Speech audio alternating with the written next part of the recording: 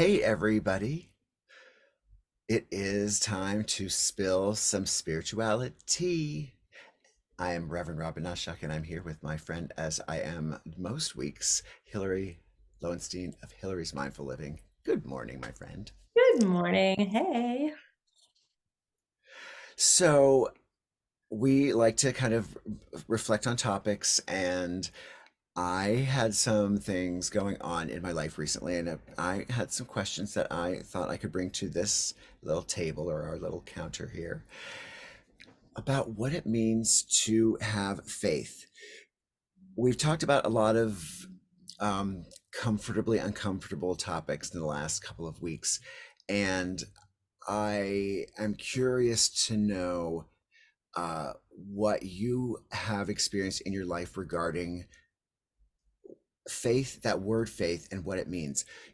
First of all, as a from a spiritual perspective, we're all raised, or many of us are raised in a faith, or learn to develop kind of a faith in something bigger, as a higher entity. But I also think that if you are not necessarily a religious or spiritual person, that faith can be in the faith of the areas of your life that you can't see or know, that you have to operate with an understanding that things are a truth for you, or at least at the moment, that that you could stake your life on, that you build your personal mission on.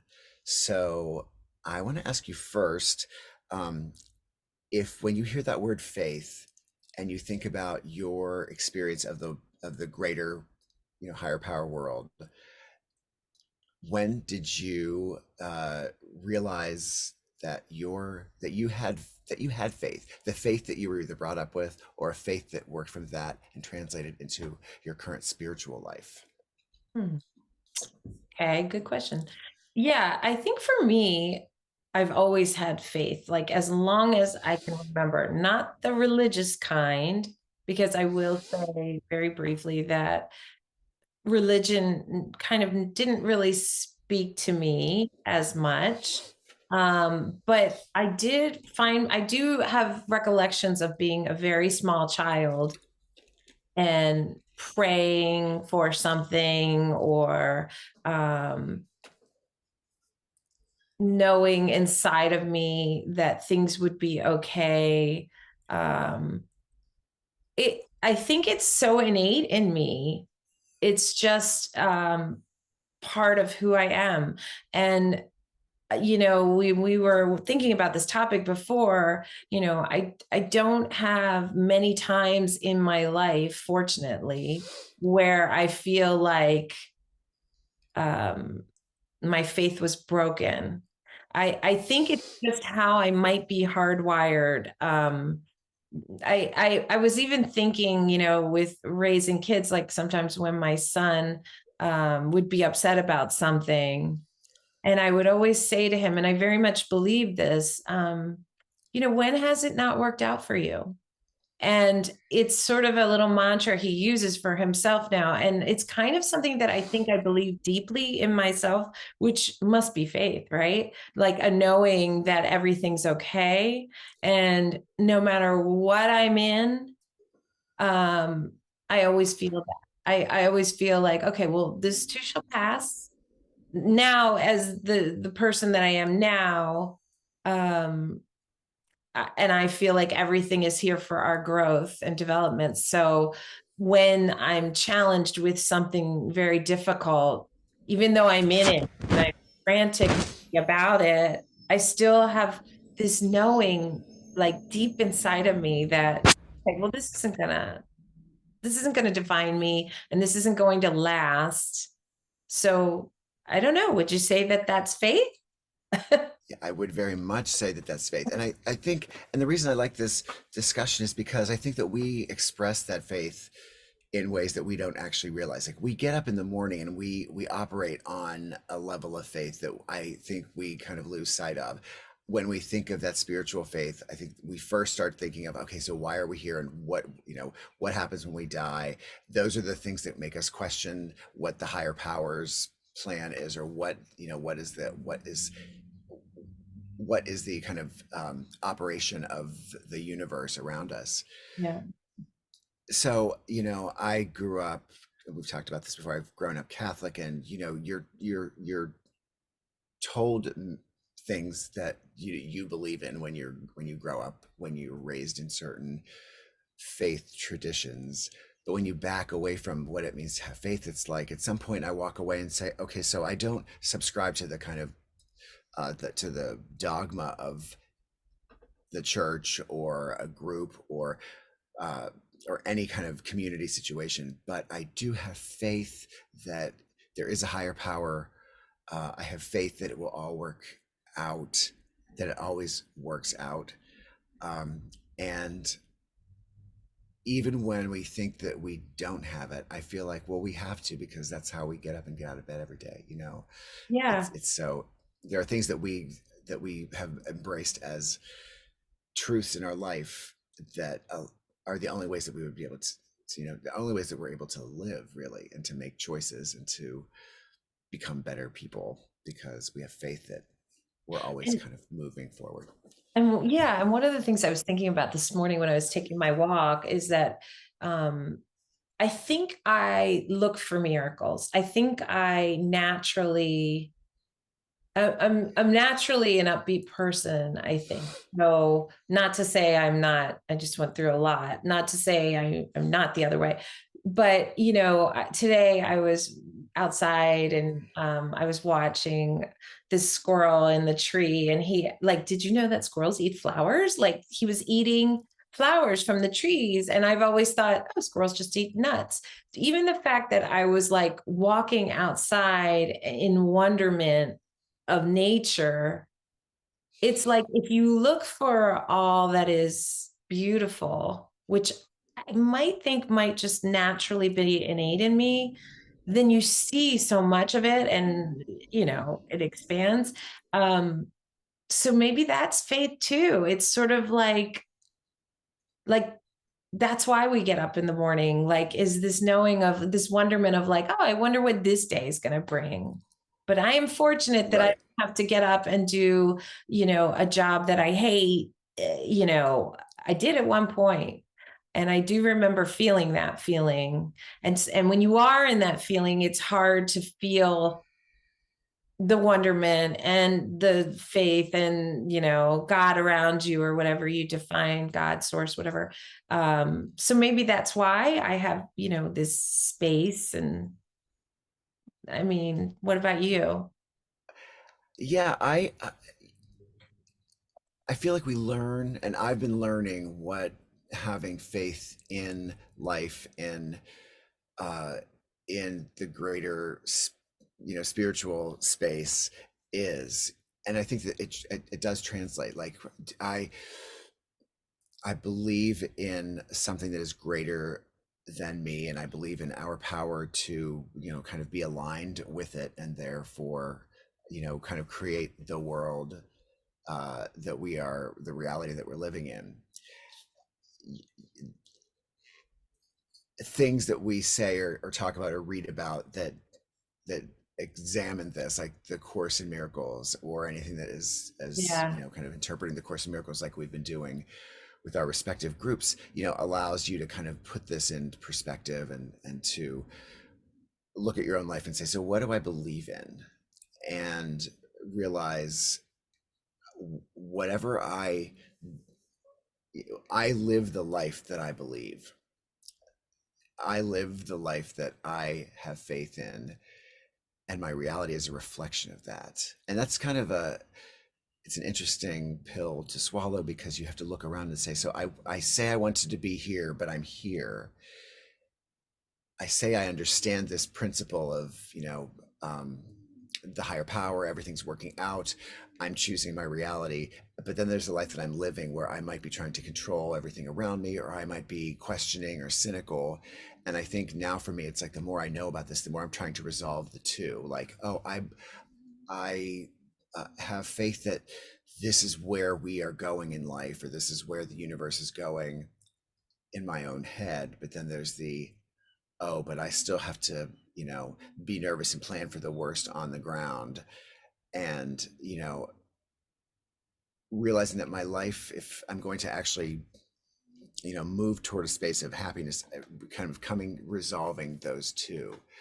So it's like I can't, for instance, when I was fired long ago, I wanted to, and I probably talked about this here before, I wanted to create a narrative that, like, oh, I was wronged and I didn't get along with my boss. At the same time, I was unhappy and I knew that I was not doing my best in the job. So I couldn't leave that situation and be both uh, faithful that the universe had provided me this opportunity to get something new, which I believed, except that, the moments that I started to say, but my boss was an asshole, were the points where it's like, well, that's not faithful. So you can't say that somebody was, you were wronged in some way, and then at the same time say, but I have faith that this is the way it was supposed to be. It's one or the other.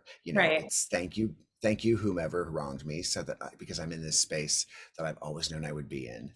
And I think that's a hard resolution if you've done metaphysical Right. exploration for yourself. It's like, okay, Everything this starts, is what yeah, with yeah, like this thought. resonates with me, but that's Yeah. different than I'm living what is resonating with me. Right.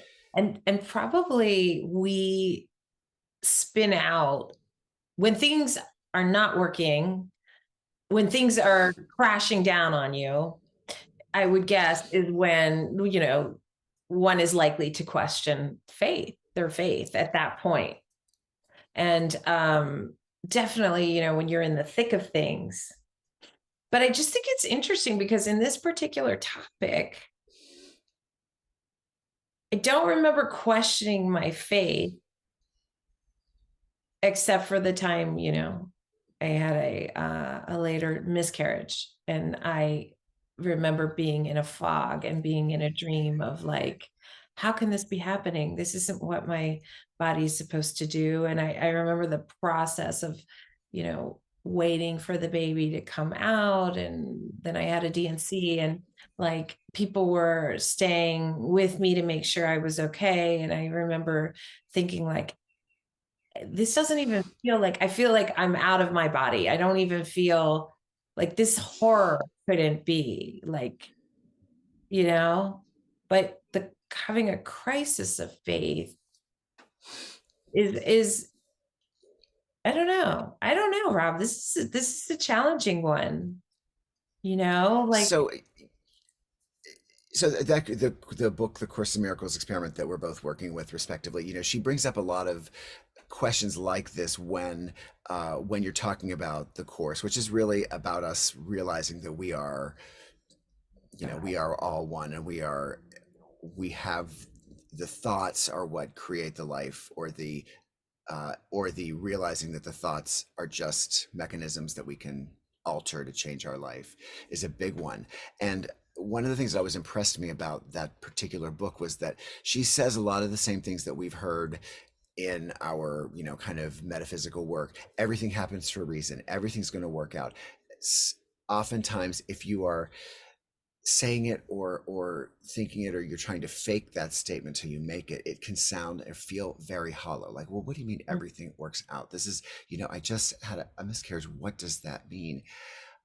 And it feels very much like we're trying to figure out the blame of this, and the blame, I guess, is me, because everything happens for a reason, and or God has a plan for me. But it can feel very hollow unless you take a step back and take the micro view of it, which is, this happens so that I can use its legacy of experience to make other people's lives better. totally, She has such credibility because she lost a totally, child in the middle of the work that she's doing with the Course in Miracles. right, And I have always been very humbled by the fact that I'm reading words that I often read from so many authors that are now, wonderfully sharing this idea. But when she talks about the loss of her daughter, they were best friends. She was a single mom. She lost her daughter as an adult. right. I'm thinking to myself, well, that's faith.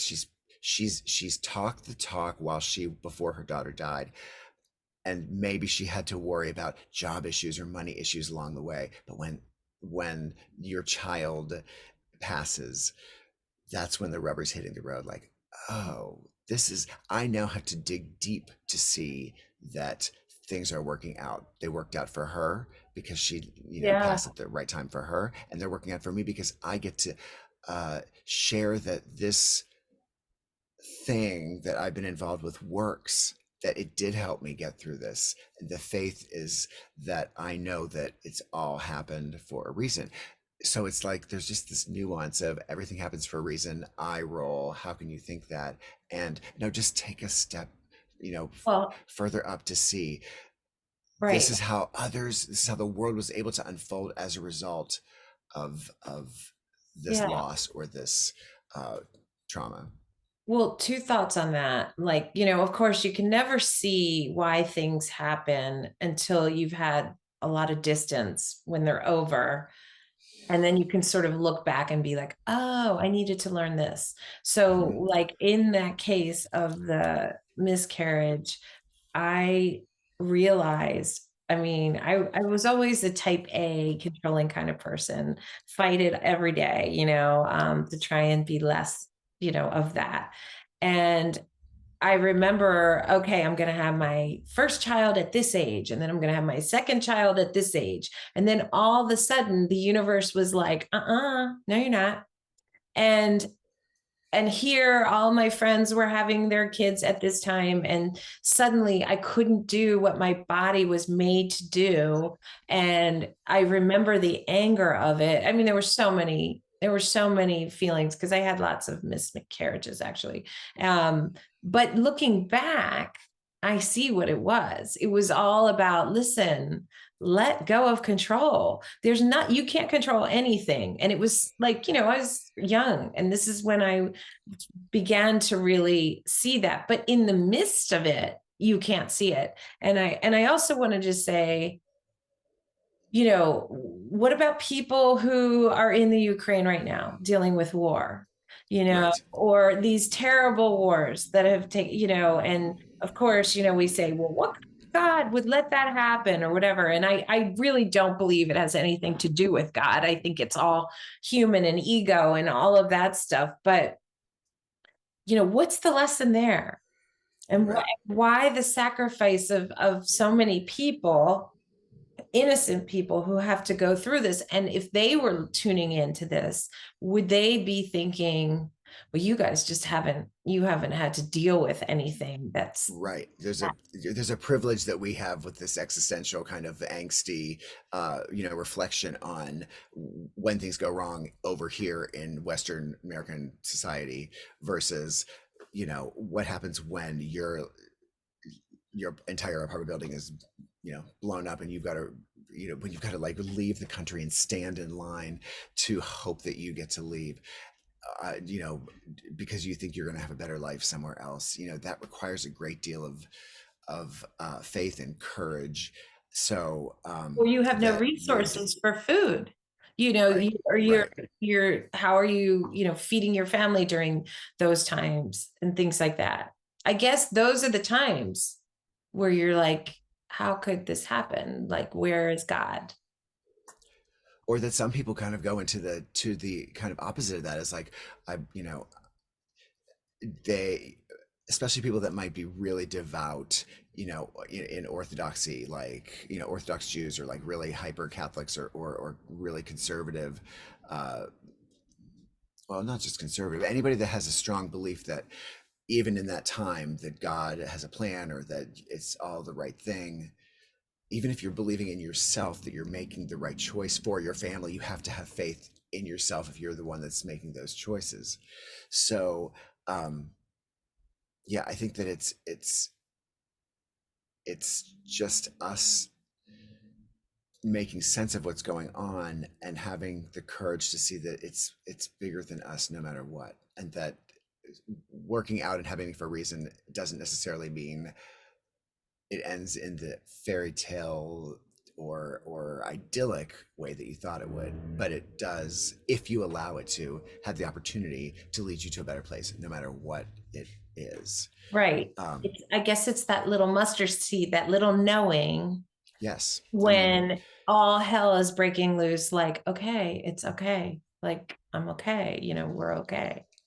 And when I I and I think this happens in relationships. You know, the thing that brought me to this topic was that, you know, I've had an issue with you know, one of my best friends of my whole life, and it seems it was a kind of a painful, it was a kind of painful betrayal on, you know, from me. I was the one that that you know, kind of let this happen in our relationship. And soon after, we had declared to each other that we're going to be friends no matter what. Like nothing could ever come between us because of all that we had been through. And I mean, that's a big statement to declare. And when we kind of said it to each other, that meant it was almost like making that pledge very cavalierly, you know, when we went away together, that we were going to be friends forever. And our issue came up soon after this. And while I, like, my material self was worried from the ego level that this could destroy us, there was the part that was the knowing part that said, this is not that thing. Like, this feels big, but this is not that thing, because it's just not. We've been through more than this, even though this feels like the thing. And you know, and I had been reaching out and I didn't get a response, and it was understandable why I didn't get a response, and I finally did. And it was just like, oh, when I got the call, like, let's talk, I thought, oh, I knew this was going to happen.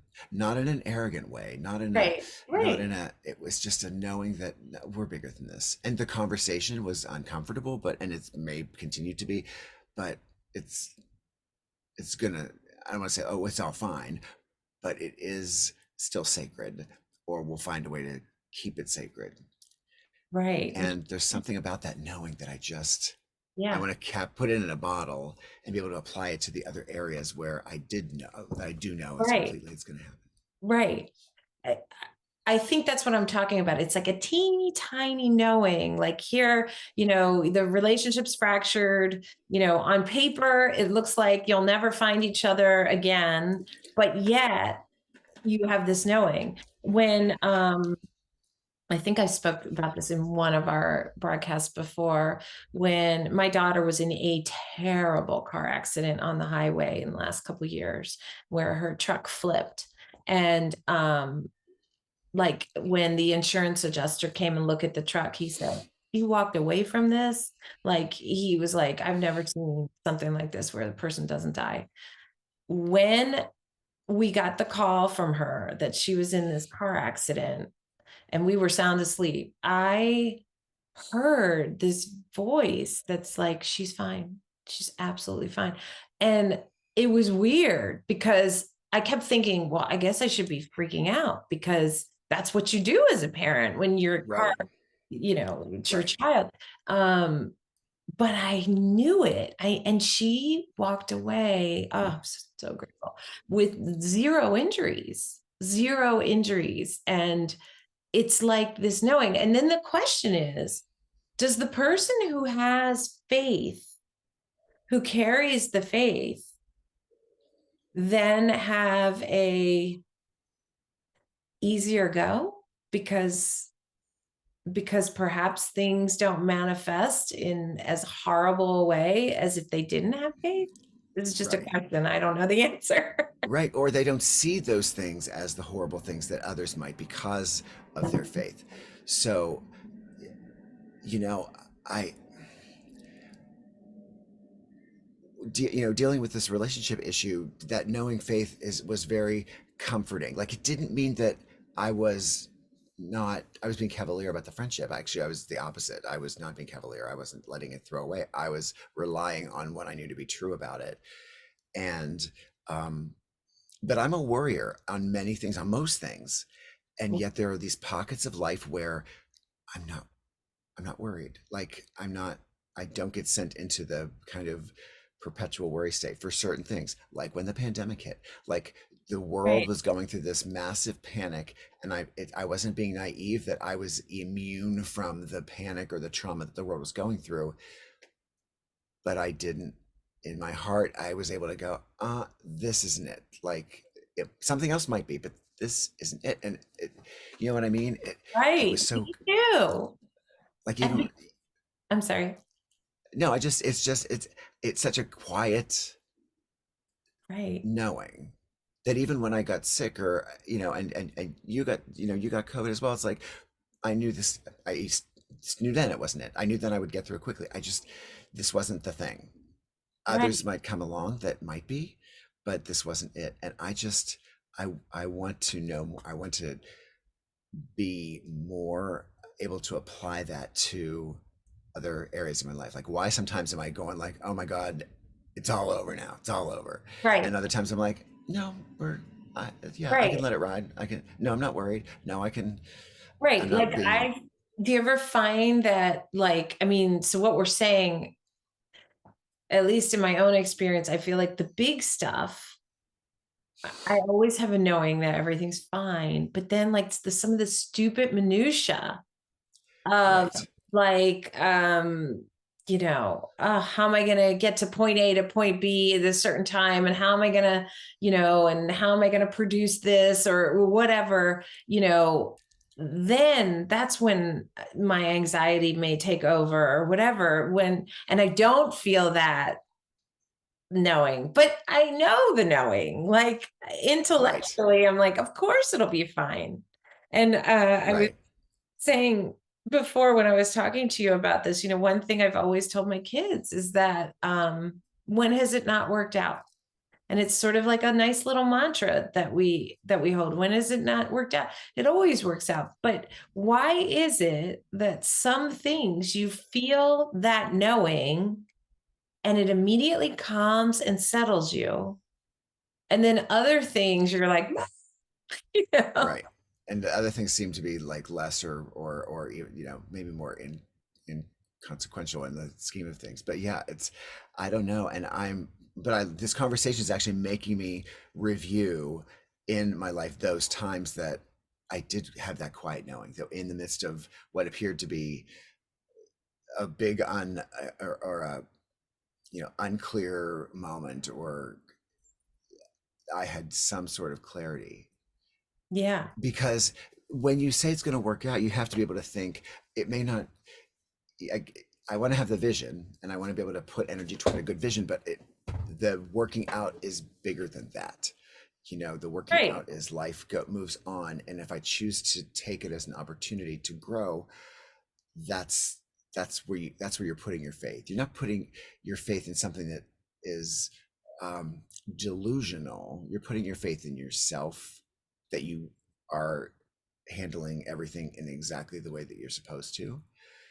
Yeah. Because how else can you do it? You don't know any other way.